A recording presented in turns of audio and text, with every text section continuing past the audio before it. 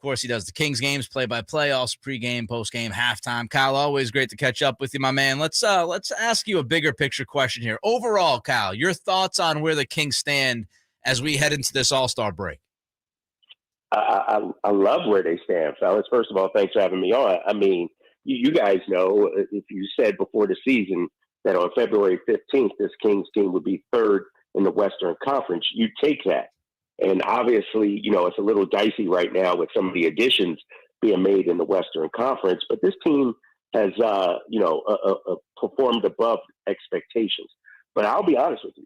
I'm one of those guys that I like to revise the expectations as I see more information and data come in.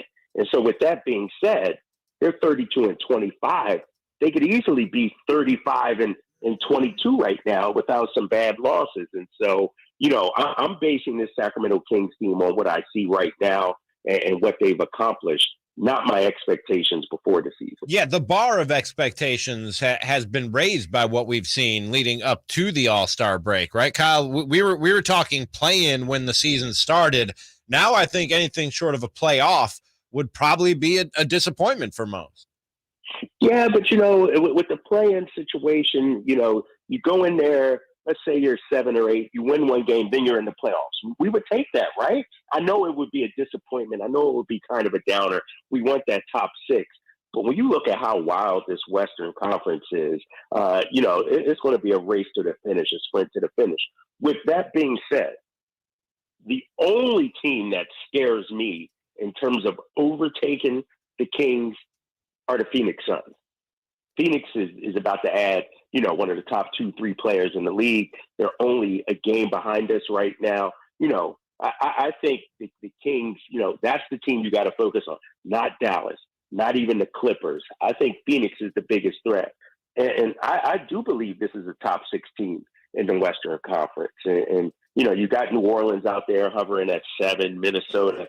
But Sacramento, if they handle their business, 25 games to go, they go 17-8. That should get you into a top 6 spot in the Western Conference. Kyle Draper is with us here on Cattles Ramie, Sactown Sports. Kyle, is this team deep enough for you? It's interesting. I think they went into last night 8th in the league in bench scoring, 9th, something like that. But what scares me is you lose one player like Malik Monk, and then it all falls apart kind of from the bench. And sure, TD went off the other night in that second Dallas game. But I would like to see another bench scorer come off because, the thing about the Kings bench, outside of Malik and maybe a Trey Lyles, they don't have, and Terrence Davis we could throw in there, they don't have snipers. They don't have guys that can come in and give you 20. I thought Davion could be that guy the way he finished last season. But obviously his focus and his impact for this team is more so on the defensive end. And so I would like them to add another bench scorer for sure. We've talked a lot about Davion Mitchell today and over the course of the season and the direction that his offensive game has taken. What do you think has led to that, Kyle? Because Nick and I both think he's capable of doing more offensively than what he's done. But here we are almost 60 games into the season and hasn't really unlocked that offensive game on any consistent basis this year. Yeah, and I think it's the system. It's a totally different system. When you looked at what he was able to accomplish at the end of last year, he played a more traditional role, a more pick and roll kind of role. Now with the ball in Sabonis' hands, the decisions got to be made so quickly. The shots got to be taken so quickly. And I think it's just been an adjustment for him and something that, he hasn't mastered just yet. I think if you look at all the players on this roster, he's probably had the hardest time with the new system trying to adjust to it. Kyle Draper is with us. Of course, he is on the Folsom Lake Honda hotline. Folsom Lake Honda, your one-stop Honda shop. Drapes, we spoke with Coach Brown on Monday. We asked him what's going on with the defense and these awful stretches, awful quarters like we saw on Friday against Dallas. You give up 45 when you get back home in that first quarter. And Coach Brown said, look, it's going to take time, is what he said. Are you more concerned with the defense than the coach sounds like he is? Yeah, I think so. Just because it's not necessarily the interior defense. It's really the perimeter defense and the ease at which some guys are able to get buckets. I'm looking at 62 points in the paint last night for this Phoenix Suns team, and I know they have DeAndre Ayton, but as you guys saw, Ayton was doing this stuff, from mid-range, a lot of mid-range buckets for him. And so Devin Booker was getting downhill. Chris Paul was getting into the paint and creating. And so, I mean, you can't be – not every team is the Warriors of last year where you're a top 5 offense and a top 5 defense, or the Celtics even of this year, which is a much more improved defensive team from earlier in the season. I just need this Kings team to be 15th. Is that asking too much when it comes to defensive rating? Because we know the offense can click. And I looked at some of the numbers about a week ago, and I need to go back and look. They were actually decent in the fourth quarter when it came to defense. Like their fourth quarter rating was right there at 15, 14. I think it was 12, to be honest with you, last week. And so that surprised me. And that shows me that they do have the ability to do it. But man, giving up 62, letting Phoenix shoot 57%. A lot of times it's about personal pride and guarding your own yard and having that mindset like, yo, I'm going to stop this guy. And we've seen flashes. That's what upsets me. We've seen flashes from Terrence Davis, from De'Aaron Fox, that, you know what, I'm going to shut this guy down. But, too many times as of late, especially, teams just have whatever they want against the Kings.